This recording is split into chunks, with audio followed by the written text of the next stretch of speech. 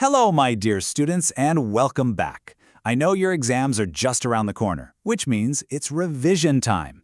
So today, we're going to do a quick and fun summary of Chapter 3, Celebrating Festivals. This will really help you remember all the important points. Let's get started. All right, so our story starts with a boy named Rishi. He's on this super exciting trip with his parents, traveling all the way from Jammu to the Himalayas. And why? Well, he's going to visit his cousins, Chia and Nanika. This is going to be a journey filled with all sorts of new things to see and learn.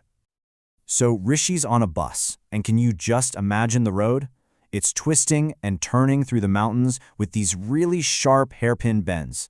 And out of his window, wow, he can see hills just covered in the most colorful flowers you can imagine. What a beautiful sight that must have been. Now, while Rishi is enjoying the view, he's also seeing some important road signs. And you know what? Knowing these signs is super important for everyone's safety, not just for your exams. So let's take a quick little break from his story to figure out what these signs are telling us. Okay, have a look at these two signs. I'm sure you've seen them on the roads, right? But do you know exactly what they mean? Take a second to think. One has a horn with a line through it, and the other one has this little bump. Any ideas? So, did you guess it right? The first one means no horn, please. You'll usually find this near hospitals or schools where we need to be quiet. And the second one? That's a warning for a speed breaker coming up. It tells the driver, hey, slow down. See? Simple, but so important for keeping everyone safe. And Rishi has reached his mama's house. Yay! The very first thing he notices is this absolutely stunning garden, just bursting with color. He even recognizes some flowers like roses and marigolds, the kind we see all the time in our own gardens. But then, Rishi sees a flower he's never seen before. His cousin, Nanika, points to it and says, "This is a tulip." She even tells him about the huge Kashmiri tulip festival. Isn't it amazing how just one little flower can be part of such a big celebration? Hearing about the tulips gets Rishi all excited. He says, hey, back home in Jammu, we also have these beautiful red flowers in the spring. We call them Buransh. You might also know them as rhododendron. So we have tulips in Kashmir and Buransh in Jammu. Both are beautiful signs that spring is here. This whole chat about flowers gets the cousins talking about all the different spring festivals we celebrate all across India. Our country is so diverse and it really shows in our celebrations. Let's see what they talked about.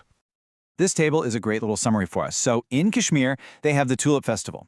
In Jammu, where Rishi is from, it's all about mustard and Buransh flowers. Then, if we go all the way down south to Kerala, they celebrate Vishu with bright yellow amatas flowers. And over in Jharkhand, the Sarhul Festival is celebrated with Thekua flowers. It's just a perfect example of India's unity and diversity, isn't it? Speaking of Vishu, Jia's friend Ani celebrates it, and they have this beautiful tradition called Vishu Kani.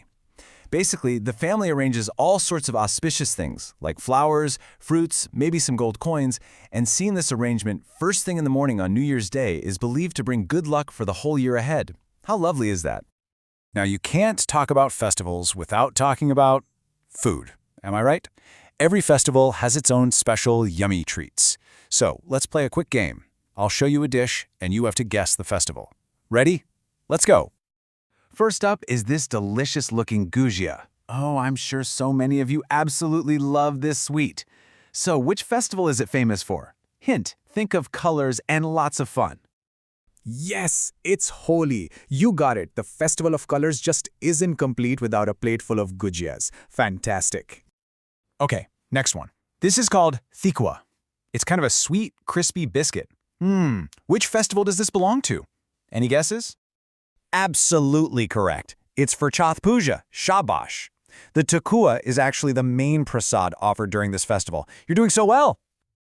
All right, last one for our little game. This is a sweet, milky dish called Seviyan. When do we share this with all our friends and family to celebrate?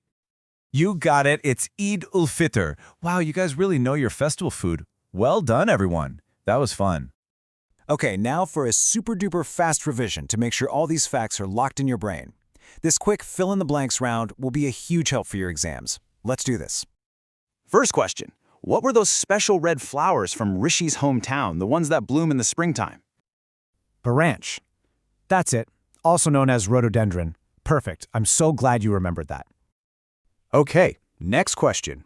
Remember that special leafy vegetable dish from Kashmir that Rishi ate with hot rice? What was it called? Haak. Yes, you remember the name of that Kashmiri dish. Excellent work, my dear students. And that's our quick tour of this chapter. We traveled with Rishi, saw beautiful flowers, learned about so many different festivals, and talked about all that yummy food. Now, I want to leave you with one final thought. How do festivals bring your family together? Think about your own special traditions. All the very best for your exams. Study well, and I know you will do wonderfully. See you next time.